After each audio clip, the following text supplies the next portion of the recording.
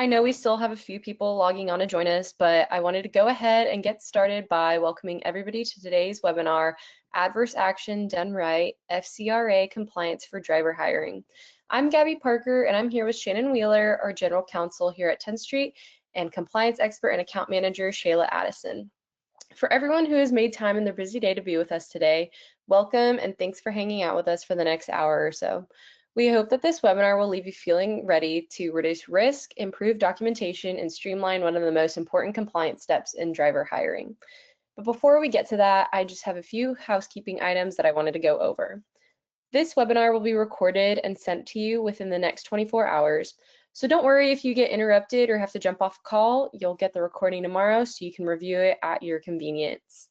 Next, I just wanted to let you all know that we'll be doing a Q&A session at the end of the webinar. So please feel free to use the questions section in your GoToWebinar panel to ask any questions at any time throughout the webinar so we can answer them at the end. With all that out of the way, I'm going to go ahead and pass the mic over to Shannon and Shayla and let them get this show on the road. Hey, good morning, everybody, or almost afternoon if you are on the East Coast, or I guess it is afternoon now. So thanks for joining us, and I'm excited to be here talking about adverse action letters and adverse action letters in 10th Street. So I'm going to kind of go through the compliance aspect of adverse action letters and just some helpful things to know about what it is, why to do it, what the FCRA says. And then I'm going to pass it over to Shayla, who is going to demo the product for you. So let's dive in. As always, I have to give my typical legal disclaimer. This is for educational purposes only and does not constitute legal advice. Although I am an attorney, I represent 10th Street. And so we recommend, as always, that you consult with qualified legal counsel on all issues, laws, and regulations we talk about.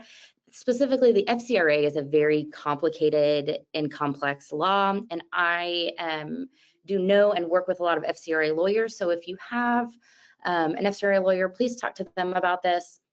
And then if you need a recommendation for one, I am very happy to provide a recommendation as well. All right, so jumping into why do you need an adverse action process? I think by now most people are fairly aware and have heard of the adverse action process. When I started at 10th Street 8 years ago, it was not as widely used. People did not know, hey, I need to do this. And I think over the last 8 years, it's been, frankly, with lawsuits and litigation and things along those lines, it's been a lot more widely accepted that an adverse action process is needed. But the reason is just frankly, it is required under the Fair Credit Reporting Act that I'm going to refer to as the FCRA. You might also hear lawyers call it FCRA. It is the law that regulates all consumer reports. And when I say consumer reports, I'm talking about more than just credit reports. So if you are like thinking, oh, I don't pull credit reports, I'm out. Nope, you're still going to want to pay attention, because any report that is provided by a consumer reporting agency, including oftentimes motor vehicle records, background checks, SID lists, some employment verifications, all of those are considered consumer reports, and those are regulated under the Fair Credit Reporting Act. Trucking uniquely intersects with the Fair Credit Reporting Act because almost certainly in trucking, you are, to qualify a driver, if you're following the regulations, you are pulling consumer reports. And so those two, the trucking industry and the FCRA, join together in a very unique way. Okay, also, in addition to the federal FCRA, there are a whole lot of state and local FCRAs that regulate consumer reports and what you're required to do with consumer reports. And so most of those jurisdictions also have regulations which require an adverse action process. The other, big reason is that if you don't follow an adverse action process when you should, then an FCRA case these cases get into the millions. You get class action lawsuits. There are plaintiffs' lawyers out there looking to file these based on technical violations like not sending out an adverse action process, adverse action letters, and not sending them out appropriately. And you're looking at, you know, $1,000 per violation looking back across the last 2 years for all drivers that you did not hire when you had consumer reports. So these are the main big reasons to have these processes. And while there are very technical aspects about an adverse action process that I'm going to go through and talk through, just having one, it helps, right? That takes you out of sort of the low-hanging fruit that private plaintiffs' attorneys are looking for when they're looking for just, you know, hey, I want to sue a company that doesn't have an adverse action letter process. Those are the low-hanging fruit. That is what, you know, the most plaintiffs' lawyers are looking at. But if you do have an adverse action process, you know, you're going to want to make sure that you've got some of these other things that I'm talking about, but just having one gets you a little bit further down the line. Okay. So the other reason I want to talk about, and you know, I've sort of been talking about the FCRA a lot this year so far. If you didn't attend, I also did a FCRA disclosures and authorizations webinar that is linked in a support center article that we can send you if you want that link that talks about our functionality and why have disclosure and authorizations. And the reason why I'm talking about this is because the FCRA lawsuits are ballooning. And I say ballooning in a really shocking way. When I started doing this in 2018 and talking about this and doing webinars on this in 2018, you know, there were around 4,500 lawsuits a year. And that was a lot. We thought that was a lot. We knew it was going to continue to grow, but it has just ballooned in the last 2 years. And so, as you can see, for 2024 and 2025, these are real numbers. That is how much the number of FCRA lawsuits filed across the country have gone up. And so last year we saw a huge jump in the numbers, and this year it's even worse. It's much, much worse. Everybody who kind of follows these FCRA lawsuits are commenting on they can't believe so far in 2026 what it looks like, but we only have limited amount of data, right? It's end of April. We really only have the numbers through March. It is already up. Filings for FCRA lawsuits are already up 37%. And so if that continues through the end of the year, that's the kind of jump that we're looking at. And it is just astronomical that we could have over 11,000 FCRA cases filed. I don't know that it'll get that big, but if it follows the trend that it's following, it could get that big.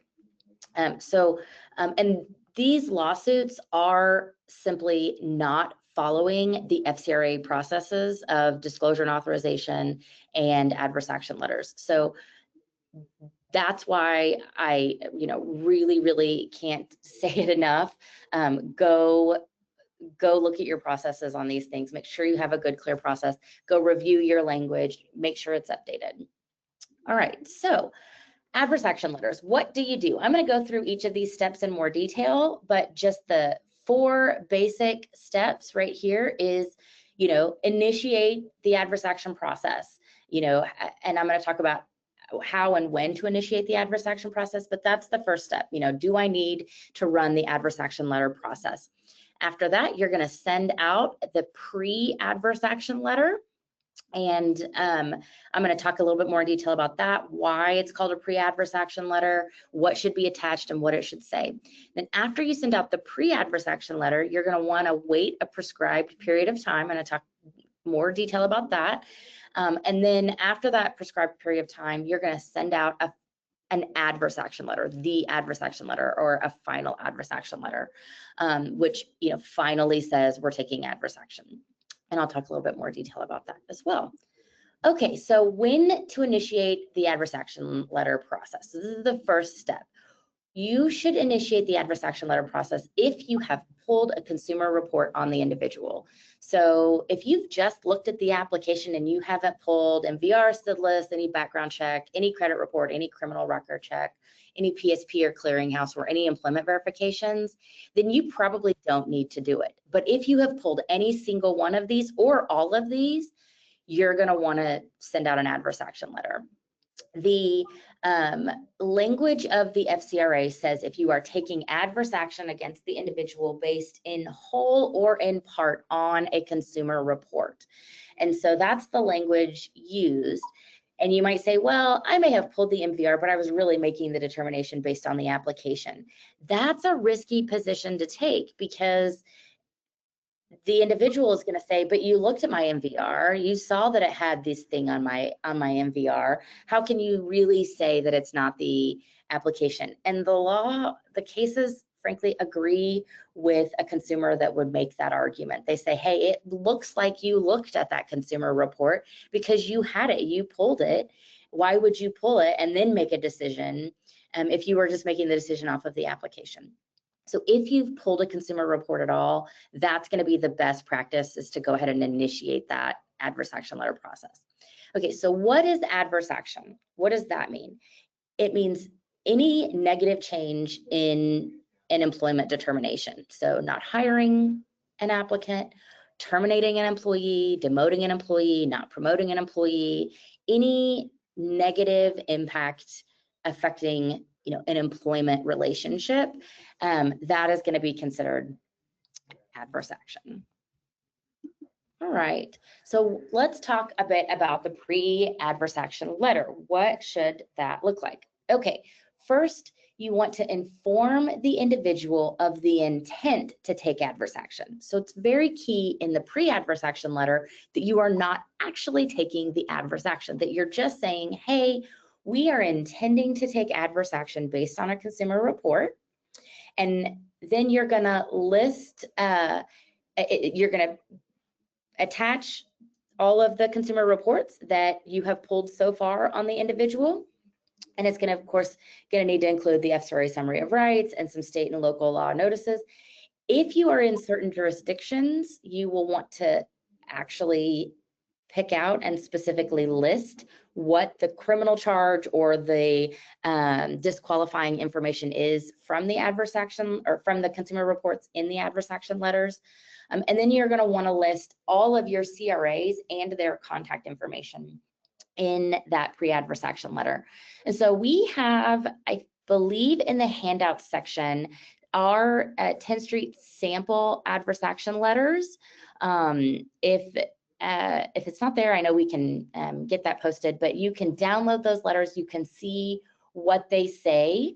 And the whole point is that you're sort of giving notice to the individual, to the consumer, that you've pulled consumer reports, that you've looked at them, and that you are not hiring them, or potentially not hiring them based on that information. And then it gives them sort of a notice before you actually take the adverse action, so that they can go dispute those reports, they can see what's on those reports, and they can notify you and or the consumer reporting agency if they believe anything in those reports is inaccurate. And so you can see in our sample letters, we have, which by the way, we just updated those this year. I recommend everybody do an annual review of all of your FCRA processes. We also did that of all of our samples, including our sample adverse action letters. And so these are our newest, most up-to-date reviewed sample adverse action letters. We sort of updated all of the local city and state information, along with just kind of gave it an overall refresh of the language, made it look a little bit better with a chart of all the locations. And then we also updated some of the state and local notices that are required to be attached and go out with the pre-adverse action letter with all of our samples. So go take a look at those. Obviously, go talk to your FCRA lawyer. We can customize whatever you want your pre-adverse action letter to say. You can adopt our sample, But since you own all of your FCRA compliance, we can't own that for you. You have to be responsible for that as the actual employer. We can implement whatever your language, your custom language is, whatever you want those letters to say, we can implement that. So that's the pre-adverse action letter. I am now going to move to the waiting period. So the FCRA language specifically states that after an individual receives the pre-adverse action letter, you wait a, quote, reasonable amount of time. Well, the purpose of that reasonable amount of time is to allow the individual to dispute the accuracy of the consumer report, either with you, notifying you, hey, that's not me, or that's not accurate, or I wasn't in that accident, or to go to the consumer reporting agency directly and dispute that. What that reasonable amount of time is sort of up for discretion. Everybody sort of agrees that the federal FCRA is meaning around 5 days. Some states document a specific amount of time. Some say 5, some say 7. 10 business days is actually what I believe Philadelphia requires. And that's the longest amount of time of any, federal, state, or local jurisdiction. So we recommend that 10 business day waiting period so that you are compliant with all jurisdictions. And there's no harm in, how many days, if you wait 10 days. There could be harm, however, if you only wait 5 days, but you send one out to a Philadelphia, resident, and that mandated that you take 10 days. So we err on the side of caution, recommend 10 business days. Of course, we can set that within our functionality that Shayla's going to show you to any period of time that you would like. However, 10 business days will kind of cover you belt and suspenders all across the United States.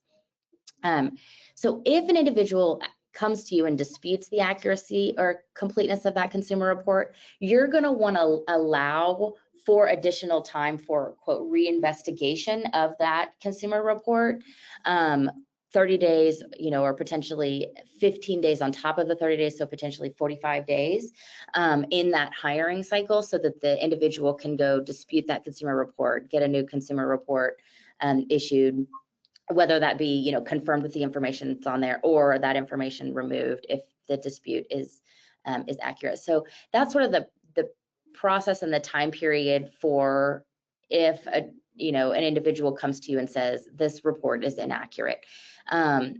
We recommend you not run the adverse action letter process during that time period, the final letter, and that you actually go in and stop that while the individual is disputing that. However, you're not required to do that. It's just, it definitely extends the time period. But if the driver does actually get that information off of their report, that might be now a clean driver that you want to hire. So just keep that in mind, that if the individual does actually dispute that consumer report, it could take as much as 45 days for them to get that, finalized reinvestigation process with the consumer report and that information off of it. And then we also recommend that you follow an individualized assessment process.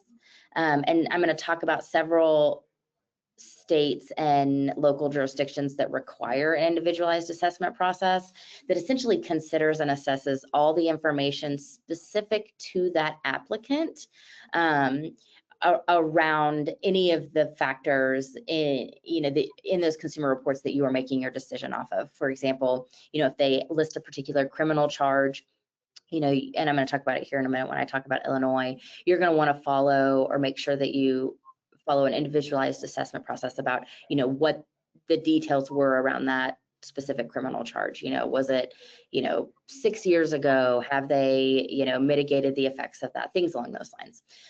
So be sure to follow those. And then if no dispute has occurred, you've waited the waiting period, you haven't heard anything, or if they followed, the process and you still are wanting to send out the adverse action letter, you'll want to go ahead and send out that final adverse action letter.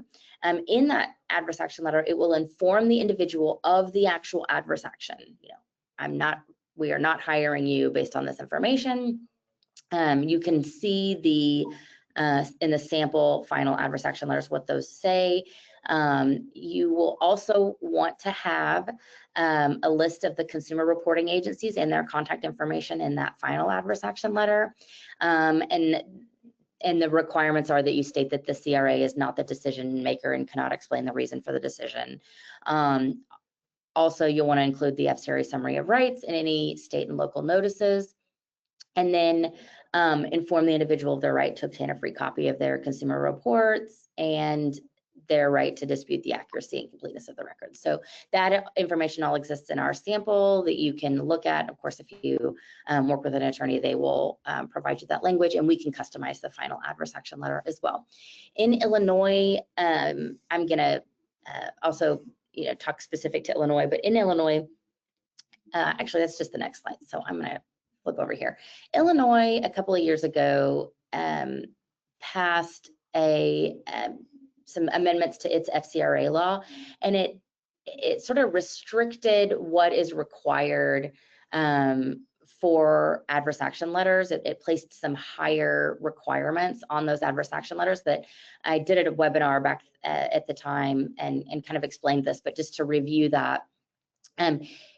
Essentially, the law in Illinois says you cannot take adverse action unless it would involve one of these two things: an unreasonable risk to property or safety of the public, or a substantial relationship exists between the criminal offense and the employment that the individual will be doing. So you really need to tie whatever you're seeing in the consumer reports to one of these two factors, and then you should explain that to the subject in your adverse action letter. And Shayla's going to demonstrate how you can do that with a pop-up box to add information, to disqualifying information to the adverse action letter.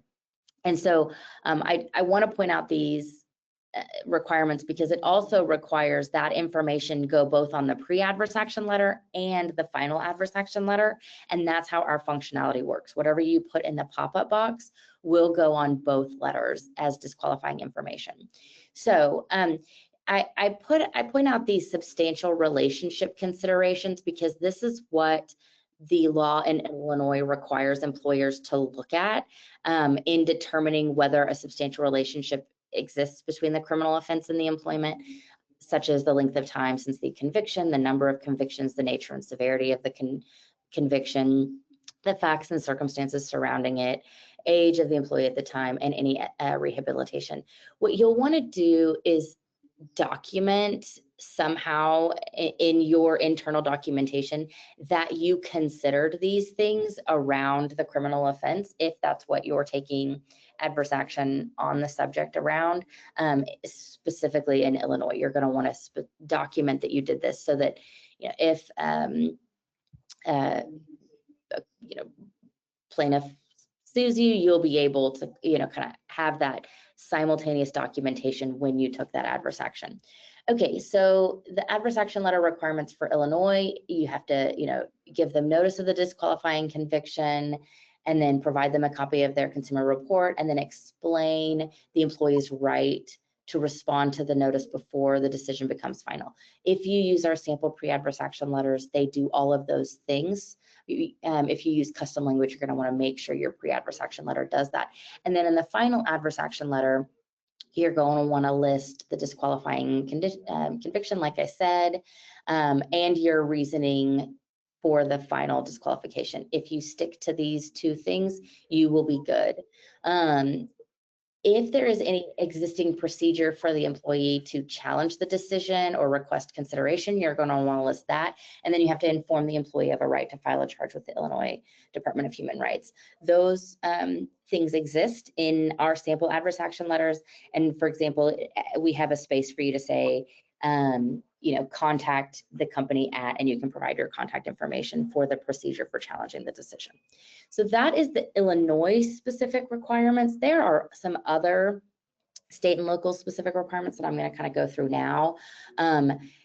California has some specific requirements. I'm going to talk a little bit about LA next, but you're going to want to list, if you have any subject in California, LA or not, any disqualifying information in the pop-up box from the consumer reports. You're going to want to list those in the pre-adverse action letter.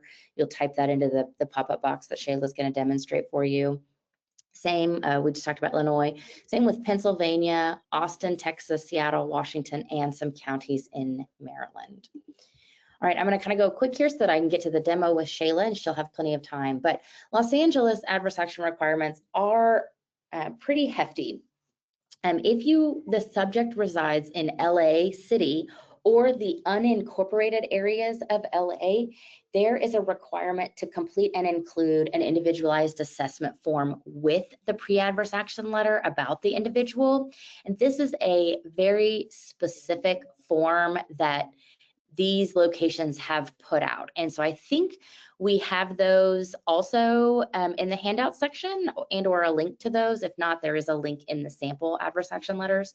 And so if you're in LA City or the unincorporated areas, there's a separate specific document and form that you have to fill out and provide with the pre-adverse action letter. They are not included in the default of what goes out with 10th Street adverse action letters, because you have to actually complete those about the specific individual and then include them with the letters that you mail out. And in LA, city and county, you have to both email and mail those out. So what we do is these letters for LA, either city or the unincorporated areas, they go into a ready to mail status where you can print them and outside of your 10th Street dashboard, and then complete that individualized assessment form that LA prescribes, and then you can attach those and send those out to the individual. And that process is all described in our sample adverse action letters as well, if you are curious about that. And then there are other state requirements. New York City, not the whole state, but just New York City residents also has an individualized assessment form that must be completed. And so just like the LA process I just outlined, these also go into a ready to mail status. You will print out the adverse action letters, print out the New York City individualized assessment form, complete that assessment form, and mail those out. All right, I want to talk just briefly about Pennsylvania. The Pennsylvania, if the subject had a Pennsylvania driver's license or Pennsylvania MVR, these also will go into a ready to mail status in 10th Street. And that's because the state of Pennsylvania does not allow their MVRs to be in any third-party systems. And so we assume that we do not get your Pennsylvania MVRs from your consumer reporting agency, and that those Pennsylvania MVRs exist outside of 10th Street. And because you want to send all of the consumer reports that you pull on an individual out with your adverse action letters, you wouldn't want to be making a decision based on the Pennsylvania MVR, but run, the adverse action letter process in 10th Street and not include that Pennsylvania MVR with your adverse action letter. So we assume we don't have the Pennsylvania MVR, and that those will go into ready to mail status. You'll need to print that along with your Pennsylvania MVR, attach those, and then mail those out. So that is how the particular state requirements work within 10th Street and why those go into ready to mail status. Okay, so as I said, we rolled out new sample adverse action letters, and you can adopt those. If you want to adopt those, just send an email to your account manager that you want to update your adverse action letters. You do have information to complete within those adverse action letters. We need to know what information you want to include as far as contact information, things along those lines. And then we also went through and did a refresh and updated all the state and local notices that get attached to both the pre-adverse and the final adverse action letter in 10th Street. So we are always trying to keep you up to date with this and help out in that process as much as possible. All right, just gonna quick gotchas that I want to go through, and then I'm going to send it over to Shayla. So there is a one-letter adverse action process that is allowed under the trucking exemptions of the FCRA. However, that is not recommended. First, because it doesn't comply with most of the state and local FCRA laws. It also doesn't comply with the requirements for PSP and clearinghouse, even though those are not technically considered consumer reports. You should follow the adverse action letter process with those reports, because the contractual requirements of PSP and then the requirements of the clearinghouse, the legal requirements of the clearinghouse, require that you give notice via a process exactly like the adverse action letter process to the consumer if you're relying on those reports. And so that one letter process would not meet any of those. Not to mention, it's just going to make you a bigger target for plaintiffs' lawyers. The second gotcha is not listing your CRAs or changing your consumer reporting agencies or changing what reports you're ordering and not updating your adverse action letter process with those new CRAs and new, sort of reports and forms. So anytime you're updating your CRAs or making any changes to the reports you order, make sure you also update your adverse action letter process to include those. Not conducting an individualized assessment on the individuals, that's going to be another gotcha. You're going to want to do the individualized assessment at the time you're making the decision, so that you're contemporaneous in time to when you're doing that, and not just later on when you get a lawsuit. Not having a process to change an individual from not qualified or ineligible to, okay, hey, now they are disputing this information, we're gonna interrupt the adverse action letter process and actually hear them out, see what happens with the dispute process. That you will want to have documentation around your processes for that. And then not following the process with MVR monitoring adverse action decisions. And so oftentimes this process is widely followed for the hiring side of things, but then after you have hired a driver and you're continuing, to employ them, and you're getting that MVR monitoring, and then you see, oh wait, something popped up on my MVR monitoring. Oh wait, now I have to disqualify the driver and they can't drive for me anymore. If you relied on that MVR report for, terminating their position, you will want to follow that adverse action process then as well. All right. So I am going to switch it over to Shayla to take you through the demo. All right, Shayla, I'm making you the presenter now.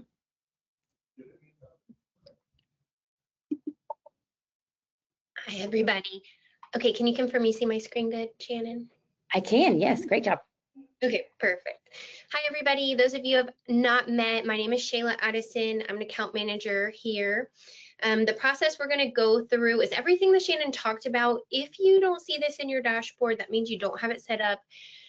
As you can tell with everything we talked about, there's a lot that we need to know to be able to help you get that configured to your liking and your needs there. So I'm going to go ahead and show you if it is configured, what it would look like in the dashboard. So I have my test subject here, Shayla Test. So let's say that I'm just going to start from the recruiter's standpoint. So the person working on the file gets to a point where they say, we're not going to be able to work with this candidate. The information you're putting in the system is here for you. So I'm assuming we're probably updating statuses first. It really doesn't matter which process you do, but to locate the area I'm specifically looking at is from the process tab, going to add process and then selecting adverse action letter. Now we specifically put Shayla in Illinois for the reasons that we mentioned because of this box. So you will always, let me make this a little bit bigger, make sure everybody can read this on the screen. This box is always going to populate here. However, what changes on the Illinois and the other sensitive areas is based on location are these verbiage in red. That way, people who get in the process of these might get used to running them and moving on. We want to make sure you slow down, you hesitate, and you thoughtfully put in the box exactly what Shannon had mentioned. Why especially if criminally related, why disqualifying, what the crime or what the reason was, and why selecting. So I'm just going to put a test in here.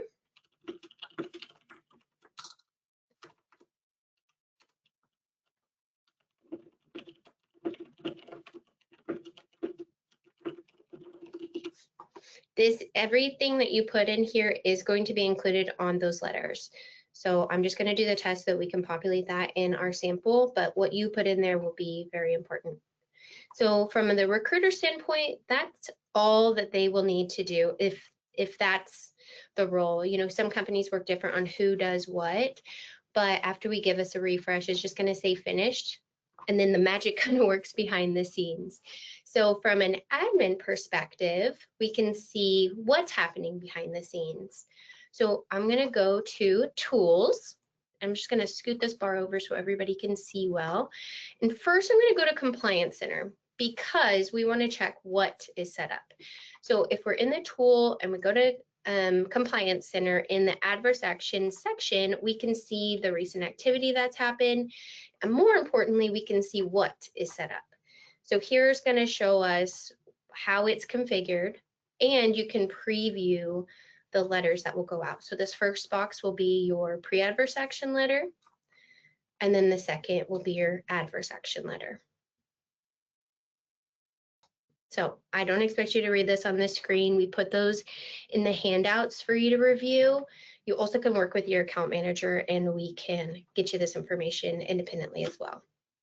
But this is all independently set up based on what you provide upon setup. So really good, like Shannon said, to review what is here if you do have it configured so that this is updated regularly. So this is how you see what is set up. And then if we go back to tools, and this time if we go to the tool consumer letters, this is how we can keep track of what's happening behind the scenes. So here we have Shayla. It looks like we have a couple queued up. And before we get down to here, I do want to explain the statuses. So you can see in this tool any of the adverse action process data in here. However, we're going to highlight for you those statuses that need your attention. So if you ever need it, you can add any of these statuses to see, okay, what did I mail, you know, or what was completed in the designated period, or if you're specifically looking for somebody's by name, that's configurable and viewable here. However, let's just look at Shayla. So by our default, it's going to send the pre-adverse action letter 2 hours after initiated in the file.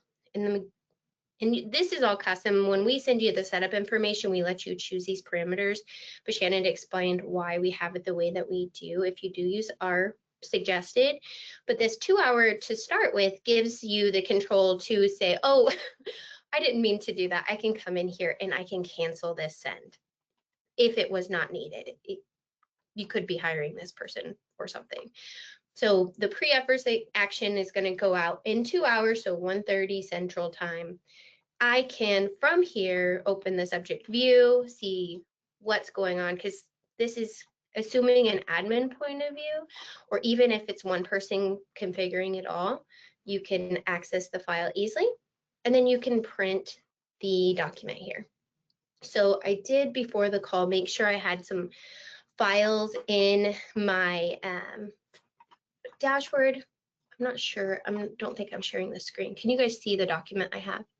No, you're showing your dashboard screen. Okay. Let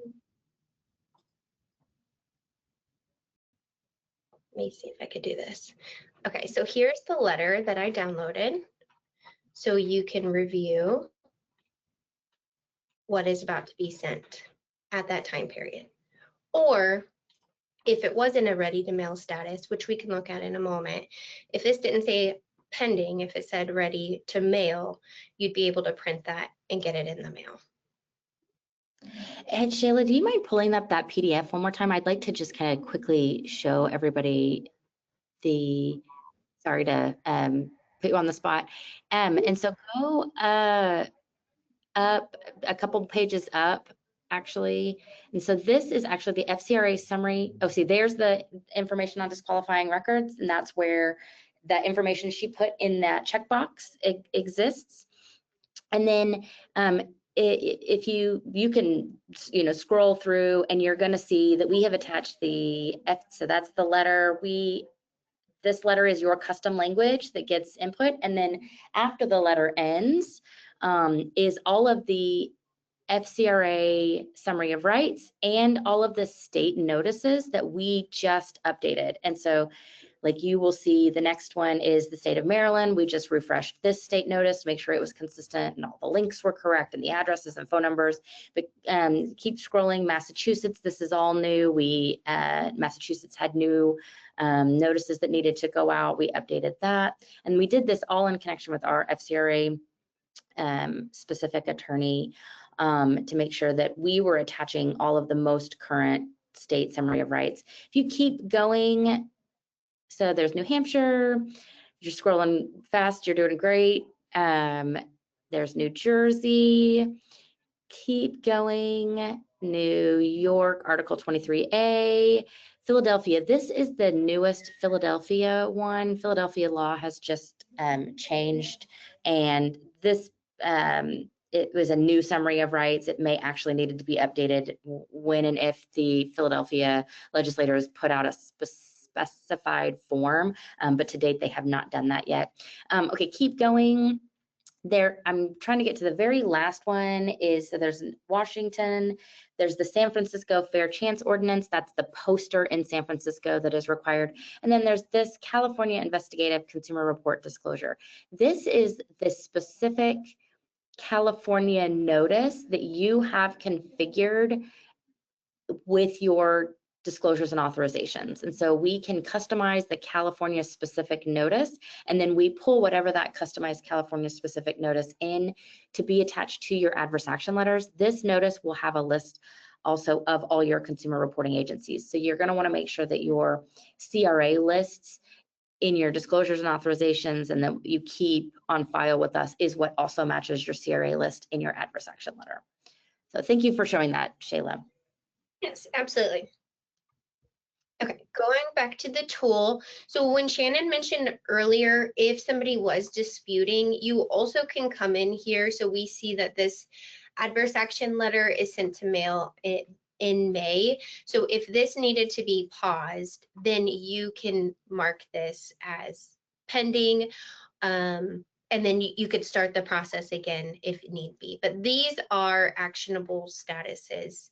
Now, one thing that is a little bit more specific to how the tool works versus anything we have yet talked about today is there are some additional statuses in here that just require some attention.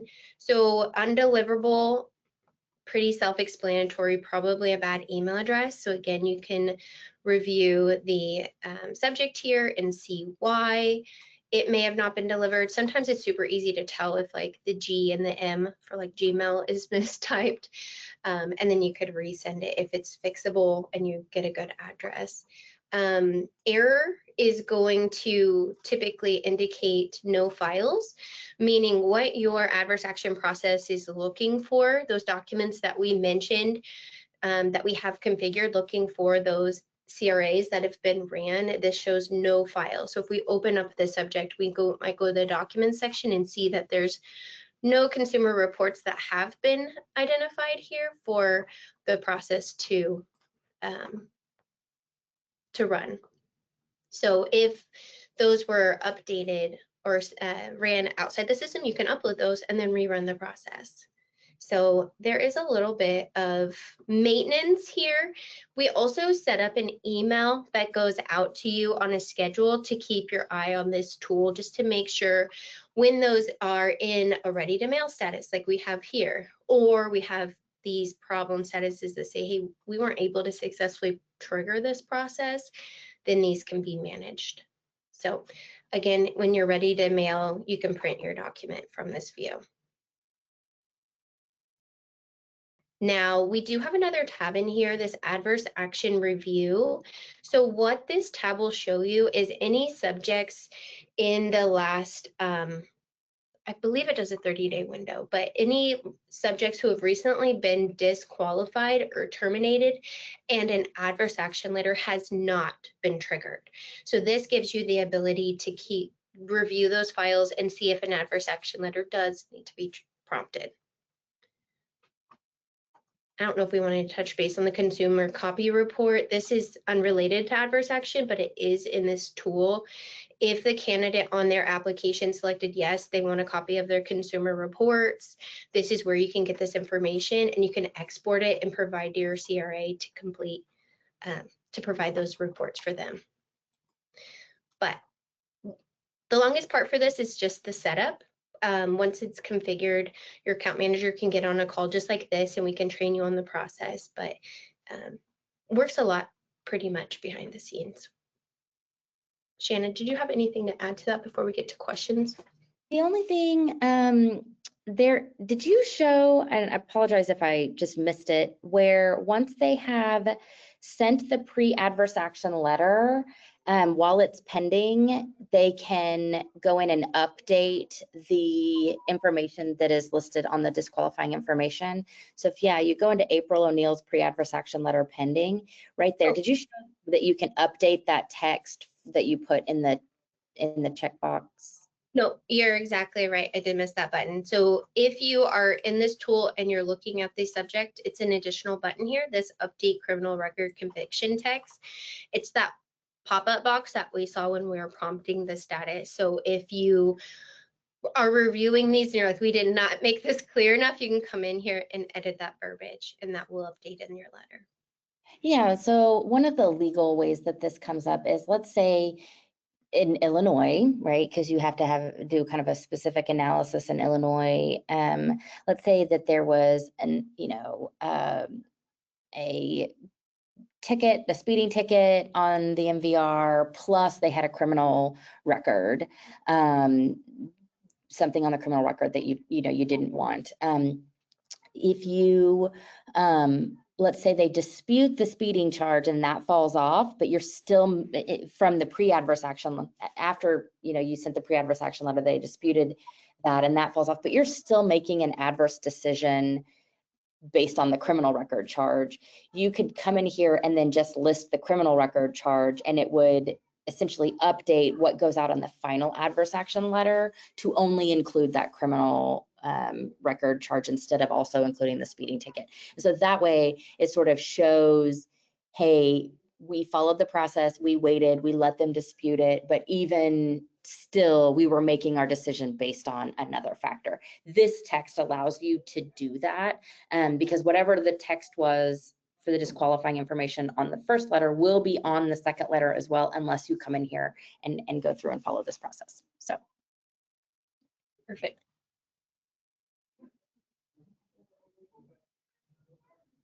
Okay, and it does look like we have some questions in the chat. I've gone through and answered several of the questions, but I'll go ahead and answer just a couple for the benefit of everybody on the call. So one of the questions I got that I think is a good one is, do we need to name why we didn't hire them? And I'm assuming you're meaning in that disqualifying offense box or anything else on the adverse action letters. And the answer to that is really, if they are in one of the jurisdictions that requires you list disqualifying information, that pop-up box, when you run the process, it will have red text saying that they live in a jurisdiction where that requires that information. Shayla's getting to it. She's quick. I think her test one is in Illinois, and so if you see that red text right there that she's showing, that means the applicant lives in that jurisdiction. I think she said this before. It will pop up, this box will pop up no matter what, unless for some reason you have configured that pop-up box to not do it, or you have some sort of automation. If you are with us and you have automation, this pop-up box could have been disabled with the adverse action letter. So you might want to go look at that and review that. But for most everybody, the default is that you run the process, this pops up. If that red text is there, you want to list disqualifying information from the consumer reports. If you're not hiring them based on something else that isn't in their specific records, then you're going to want to have documentation about the reason why you're not hiring them, but you wouldn't list it here. But if it relates to information that exists in one of those consumer reports, like it's it's an accident, or it's criminal charge, or it's something in their credit report, I think a best practice in one of these jurisdictions is to go ahead and list that quote disqualifying information. I know this text says criminal, and most of the laws are specific to criminal records.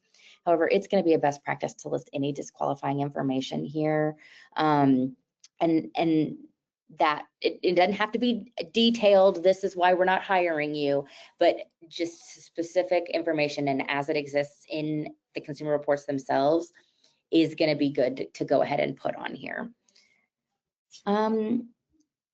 Let's see.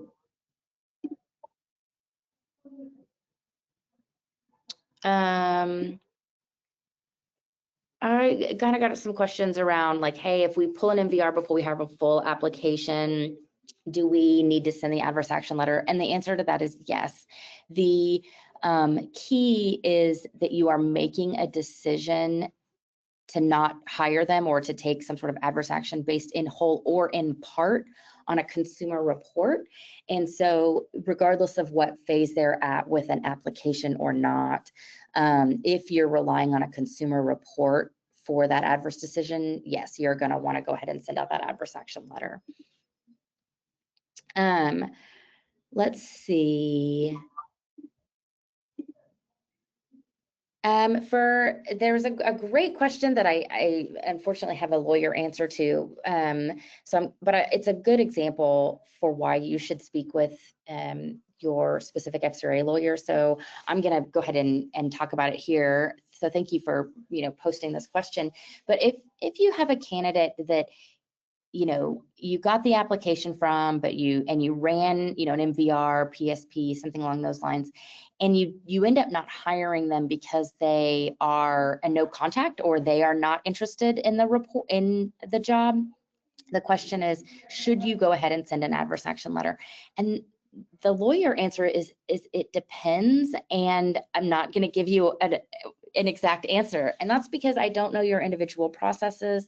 I don't know the specifics for your company, for why they go into that status, and for anything that kind of happens downstream from that determination. And so that's something that is really good for you to go ahead and talk with your FCRA lawyer or your legal counsel about your specific processes. They're going to have some better recommendations, knowing what, and be able to ask questions about your processes and what all of those things mean, and be able to kind of guide you based on those specifics. So it's a really good question, but unfortunately I don't have a good direct answer for you, and that's something that would really be best for your FCRA counsel. All right, any other questions that you all see, or any other things we want? Oh, I see one of my favorite, Chris Coleman, thank you so much for being on this webinar and for commenting. He is one of my favorite in-house counsels to work with and consult with, really is how I view it, on all of things FCRA and compliance in 10th Street. And so it's a best practice to put most of these state, city, and local jurisdictions, their FCRA laws affecting the adverse action process are really also sort of ban the box type laws or criminal history laws that are going into effect. And so you're going to want to make sure that you are following proper protocols and procedures around giving a conditional offer of employment at certain times in the process, and then only pull criminal reports, criminal background checks after a conditional offer of employment is made. There's various companies do this a whole lot of different ways. Sometimes you look at the application, you see that you want to move forward and start the process, and you might make a conditional offer of employment at that point in time, early on in the process, so that any consumer reports you pull after that are sort of comply globally with all state local laws, because even something on an MVR could be considered criminal history or not criminal history. But sometimes people wait until after the MVR, but before they run a criminal background check. That's something that might be specific to your own individual processes. But just be aware that that is a thing, that most of these laws are based on, ban the box criminal history laws. And there is a conditional offer of employment that should be followed, that is set out in a lot of those laws. So speak with your individual legal counsel and make sure you're doing those. Thank you, Chris. I appreciate that. I do want to also note that employment verifications that are conducted through a third party are also considered consumer reports, or could be considered consumer reports. So for example, if you do your employment verifications through 10th Street and 10th Street's exchange, we do consider the exchange network, if they go across the network, we do treat those as consumer reports. And so you're going to want to attach those to your adverse action letter processes and make sure that those go out with your adverse action letters. So yes, be sure that verifications are handled there.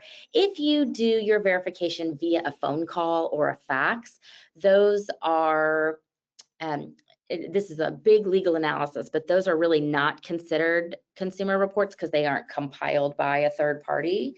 And I'm kind of doing some legal analysis on what the definition of a consumer report is based on, some case law that exists out there. So the best sort of rule of thumb is if you are doing verifications through a third party, you're ordering them from a consumer reporting agency, you're getting them from the exchange network, or some third party is doing those for you, go ahead and treat that like an employment, like a consumer report. That way, sort of belt and suspenders approach, you've followed the processes with that. But again, great questions for your legal counsel.